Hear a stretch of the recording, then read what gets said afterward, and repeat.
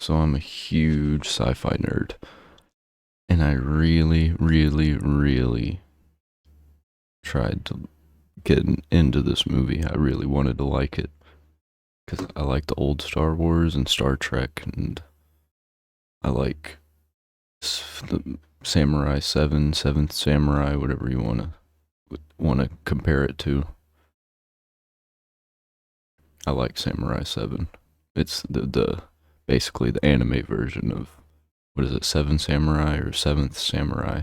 Star Wars like to take from that movie or story, I guess. It might just be a straight up story, like a Japanese story that got maybe turned into a movie. Don't know. Might have to look into that. But that has no effect on me about whether or not this movie is good. I'm just gonna go ahead and give my rating. I'm gonna give it a 4 out of 10. The visuals were pretty good most of the time. There was some weirdness with CGI, but it's a Netflix movie, so but it's Zack Snyder. You'd think that it would be a little bit better looking. I don't know, but there's some Snyderisms in this movie, like there's during the action when the most important action parts, it gets slowed down like slow mo, and there's a couple times where it goes slow mo, and then the slow mo goes slow mo. It's a little bit much, and the characters are extremely shallow with very little motivation. They have big motivations, but it's just kind of like, okay, I guess that's just their motivation. They don't really have any character at all, other than like, this is what this character is. This character is a general. This character is a samurai lady. This character is a bounty hunter, and it's just kind of the generic versions of those characters. And it just like you lose track of where you are and where the characters are, because like there was a point in the movie where there was a girl and a guy, and then the next scene they were doing stuff and they had no mention of what they were doing or what they were about to do, and those characters just weren't there anymore, and then you don't see them for the rest of the movie, and then a couple characters die and you're just like, oh, okay, and then nobody talks about them after they die. And it's just like, okay, I guess that happened. And then it felt like there was like an hour and a half cut out of this movie to make it shorter. Almost like they're gonna try and sell us a Snyder cut to watch that's gonna be like 3.5, 4 hours long.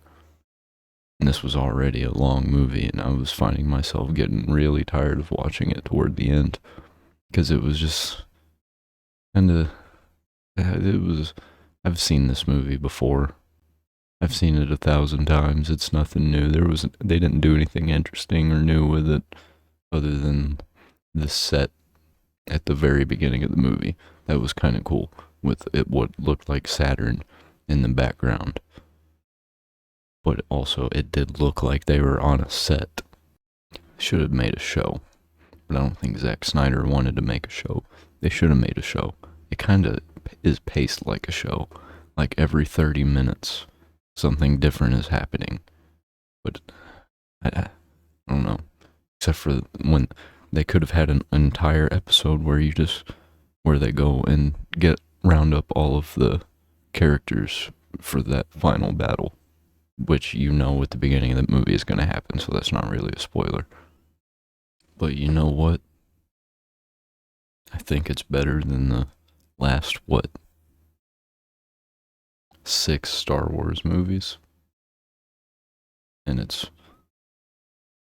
they didn't really force any diversity. There's one scene where they forced diversity, like you know, where they had to incorporate trans and gay and drag and all of that kind of stuff. There was one scene, and it's just like, you know, happens for a few minutes in a bar, and they're just there watching things happen. And there's a gay character that gets his ass kicked. But he's not really a human, so I don't know if you can call him gay. That's more like bestiality. Which there is a little bit of that in here too. You don't see it, but it's implied that there's a guy that fucks an octopus creature thing. And it kind of just feels like all of the entire thing happened kind of just for no reason and just because. Which, there's probably going to be a reason told in part 2, but there shouldn't be a part that should have been explained in part 1. Part 2 should be like where they are trying to defeat the force that they are trying to defeat.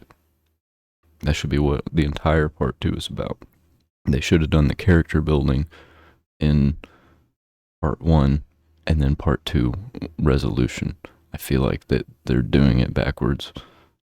Hopefully we get a little bit more character backstory and just story, because it's mostly just them doing things. Yeah, I didn't like this movie very much. It's better than most of the other crap that's been coming out, though, so it's not all that bad. I'm definitely gonna watch part 2 just to see how it is. Hopefully it ends very, very good, or I'm never gonna think about it again, never gonna watch it again. Kind of like all of the superhero movies that I've seen in the past that I don't care about.